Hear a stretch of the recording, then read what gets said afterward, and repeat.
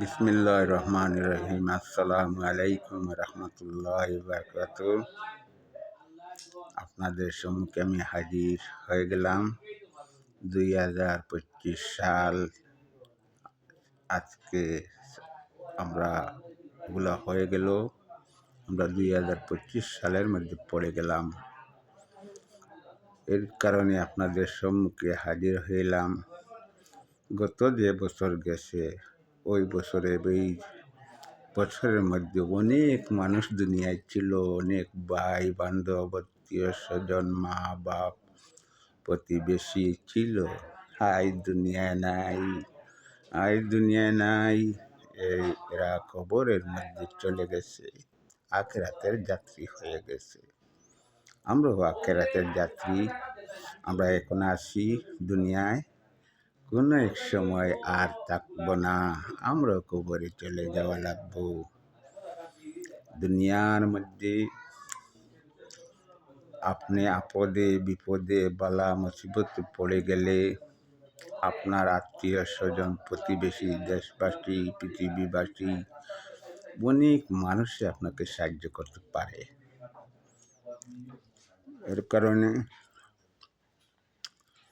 এর কারণে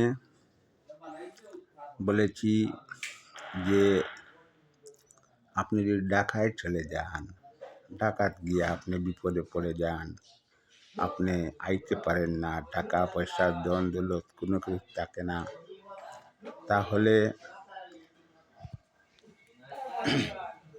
তাহলে আপনি অনেক মানুষে আপনাকে সাহায্য করিয়া আপনাকে পাঠাইয়া আপনার সিলেটে দিবে। কিন্তু আখিরাতের মধ্যে আপনি একটা আমল কমি হইলে আপনি আখিরাতে ঈমান আর আমল আপনার সঙ্গে থাকা লাগবে। ধন দৌলত এইটাই বড় দৌলত। আখিরাতে যদি ঈমান আর আমল আপনার সঙ্গে থাকে না, আপনি শান্তি থাকতে পারবেন না, আপনি কষ্টের মধ্যে পড়ে যাবে। এর জন্য আপনার মার কাছে যদি যান, আমাকে একটা আমল দিবে না, আবার বাপর কাছে গেলে দিবে না, ভাইয়ের কাছে গেলে দিবে না, আপনার প্রতিবেশীর কাছে গেলে দিবে না। ঈমান আমল বড় দামি জিনিস রে ভাই। ঈমান আর আমল এই দুনিয়ায় আমরা এখন আসছি, তখন থাকবো না, আমরা আখিরাতে যাইতে হবে। অনন্তকালের জীবন শুরু হবে, ওই জীবন আর কোনো দিন শেষ হবে না। এর জন্য দুনিয়ার ধনীয় ধন দৌলত রাজা বাদশাহ সবাই চলে গেছে, এবং ফকির গরিব দুঃখী সখী মানুষ সবাই চলে গেছে কবরে, কেউ থাকছে না। কিন্তু আখিরাতের জীবন অনন্তকালের জীবন, ওই জীবনের সংগ্রহ করো।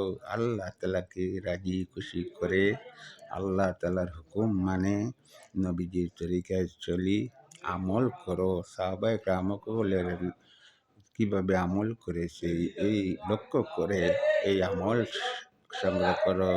আল্লাহ তাআলা যদি রাজি খুশি হয়ে যায়, আপনার কবরের মধ্যে, হাসরের মধ্যে, ফুলকিরাতের মধ্যে, মিজানের মধ্যে কোনো কষ্ট হবে না।